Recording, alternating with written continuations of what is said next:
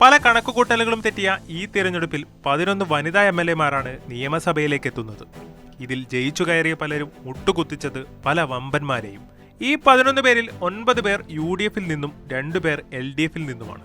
LDF convener TP രാമകൃഷ്ണനെ അട്ടിമറിച്ചാണ് ഫാത്തിമ തെഹ്ലിയ പേരാമ്പ്രയിൽ പച്ചക്കൊടി പാറിച്ചത്. ഫാത്തിമയിലൂടെ പിറന്നത് മുസ്ലിം ലീഗിന്റെ ആദ്യ വനിതാ MLA എന്ന ചരിത്രവുമാണ്. എലത്തൂരിൽ മന്ത്രി AK ശശീന്ദ്രനെയാണ് കോൺഗ്രസ് സ്ഥാനാർത്ഥി വിദ്യാ ബാലകൃഷ്ണൻ പരാജയപ്പെടുത്തിയത്.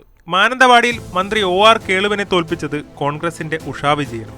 CPM-ലെ പുഷ്പദാസിനെയും സെലിബ്രിറ്റിയായ അഖിൽമാരാരെയും തോൽപ്പിച്ചാണ് 50,211 എന്ന വമ്പൻ ഭൂരിപക്ഷത്തിൽ തൃക്കാക്കരയിൽ ഉമാ തോമസ് ജയിച്ചു കയറിയത്. മുതിർന്ന CPM നേതാവ് S ജയമോഹനെ പരാജയപ്പെടുത്തിയാണ് കൊല്ലത്ത് കോൺഗ്രസ് സ്ഥാനാർത്ഥി ബിന്ദു കൃഷ്ണ വിജയിച്ചത്.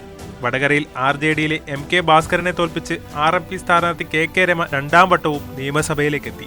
സിറ്റിംഗ് MLA K ശാന്തകുമാരിയെ തോൽപ്പിച്ചാണ് കോൺഗ്രസിന്റെ KA തുളസി കോങ്ങാട് വിജയിച്ചത്.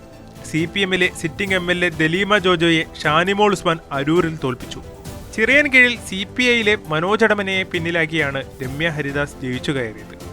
ആറ്റിങ്ങലിൽ CPM സ്ഥാനാർത്ഥി OS അംബിക BJP-യിലെ P സുധീറിനെയും RSP-യിലെ സന്തോഷ് ഭദ്രനെയും പിന്നിലാക്കി. നാട്ടികയിൽ CP-യുടെ ഗീതാ ഗോപി കോൺഗ്രസിലെ സുനിൽ ലാലൂരിനെയും തോൽപ്പിച്ചാണ് നിയമസഭയിലേക്കെത്തിയത്.